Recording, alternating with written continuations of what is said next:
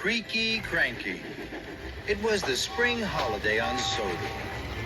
There was to be a party for the children at the Duke and Duchess's new summer house. All the engines were very excited and very busy. Thomas shoved cheerfully into the docks. James and Henry were passing through. Good morning, James. Good morning, Henry. Where are you puffing to? I'm taking these straw bales to the summer house for the children to climb on. I'm taking wood to make a stage for the children's show and barrels of lemonade to drink. How wonderful. I'll see you later at the summer house.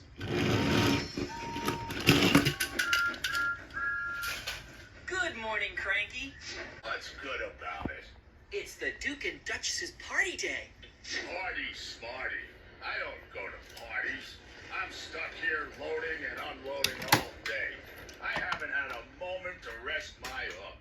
That load is for me. It's eggs for the children to paint. Hurry up, Cranky. You're Creaky Cranky. What's the matter? Are the eggs too heavy a load for you? Cranky didn't like Thomas's joke. He didn't like being called creaky. No, they're not too heavy for me. They're light as fluff. You're not strong enough to pull anything heavier than fluff, Tiny Thomas. That's why Henry and James have the heavy loads. Now Thomas didn't like Cranky's joke. Fizzling fireboxes. I'm as strong as any other engine. You're not as strong as me. I can lift much heavier loads than you could ever pull. Thomas really didn't like that. We'll see, Cranky. I have lots of time to deliver the eggs. First, I have to prove Cranky wrong. James has a heavy load.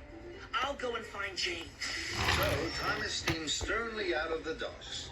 Thomas found James at the junction by the washdown. Hello, James. I don't have a lot of jobs today. Shall I deliver your heavy load of wooden barrels for you? You can stay here at the washdown. Then you'll be perfectly polished for the party. James thought this was a very good idea. Thank you, Thomas. So James was uncoupled from the heavy flatbed of wood, and Thomas was coupled up. The flatbed was heavy. Puffing and puffing, Thomas set off for the docks. Thomas chuffed back into the docks. You again? What are you doing with that wood? This flatbed is very heavy. I'm sure you can't lift it. Cranky looked at the flatbed of wood and barrels. I'm sure I can. Cranky's hook swung low over the wood. Thomas watched and waited. With a creak and a crank, and a crank and a creak, Cranky raised the flatbed into the air. Thomas's boiler buzzed. Told you so. You're still Creaky Cranky. And you're still Tiny Thomas. That made Thomas very cross. I will prove Cranky wrong and still have time to deliver the eggs. I'm sure Henry had an even heavier load. I'll go and find him. So Thomas steamed stormily away. Thomas found Henry waiting by the coal harbor for his special coal. Hello, Henry. I don't have a lot of jobs today. Shall I deliver your heavy load of straw bales for you? Then you can wait here for your special coal. Henry thought this was a very good idea. Thank you, Thomas. So Henry was uncoupled from the heavy flatbed of straw bales, and Thomas was coupled up. The flatbed was very heavy. Puffing and puffing, Thomas set off once more for the docks. Soon, Thomas puffed back into the docks. You again? Now, what are you doing with those straw bales? This flatbed is very, very heavy. I'm sure you can't lift this. Cranky looked at the flatbed of straw bales. I'm sure I can. Cranky's hook swung low over the straw.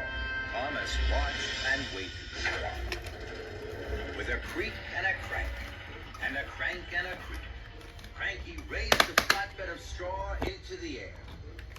Thomas's funnel fizzed. Told you so. You're still Creaky Cranky. And you're still Tiny Thomas. That made Thomas even crosser. More than ever, Thomas wanted to prove Creaky Cranky wrong. He had to find the heaviest thing he could. Then, an idea flew into his funnel. Lift me, Cranky. Cranky looked at Thomas. He couldn't let Thomas win. Cranky's hook swung low over Thomas. Thomas hardly dared puff. With a creak and a crank, and a crank and a creak, and very, very slowly, Cranky raised Thomas high into the air. Bubbling boilers. Creaky Cranky is lifting me. Then there was trouble. Cranky creaked louder than ever. His crane arm stuttered and juddered. It creaked and it croaked. Then it cracked. Oh, no. Cranky's crane arm had broken, and it was all Thomas's fault.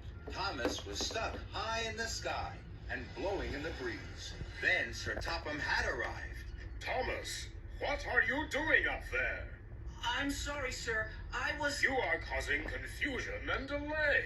The Duke and Duchess have no wood, straw bales, or eggs. Now I see you have them all here. Cranky is broken. And you, Thomas, think it's a good time to try being a bird. The Duke and Duchess are waiting. Thomas felt very silly. Then Sir Topham Hatt looked at Cranky. And you're as silly as Thomas. Cranky crumpled. The shame to be as silly as a steamy. Soon, a workman had climbed up Cranky. Slowly and carefully, Thomas was lowered and landed with a jolt and a judder. Just as Spencer arrived. Dear, oh dear, Thomas, what a mess. Little engines can get into very big trouble. Thomas felt even sillier in front of Spencer, but he knew now that being strong was only good if you were also really useful. And he had to be really useful. Spencer, I need your help. You're very strong and can pull much heavier loads than me. Will you take the wood, the straw bales, and the eggs to the summer house for me, please? It's my fault that Cranky is broken. I must put everything right as quickly as I can. Very well. Thank you. I'm sorry, Cranky. I know you're strong, stronger than me. I'll be back soon with the right parts. Then Thomas pumped his pistons and puffed out of the docks. Thomas whooshed like the wind all the way to the steamworks. Hello, Victor. Cranky creaked, and now he's cracked. He needs new parts. You've come to the right place, my friend. Parts aplenty here. We'll have Cranky up and lifting in no time. Soon, Thomas's flatbed was loaded with new parts for Cranky. Thank you, Victor. Of course, my friend. Give Cranky my best. And Thomas puffed happily away. Thomas puffed into the docks with his heavy flatbed. Cranky was still looking crumpled. Here you are, Cranky. We'll have you fixed in no time. Thank you, Thomas. That's a heavy flatbed. You know, you're not tiny. And you're not creaky.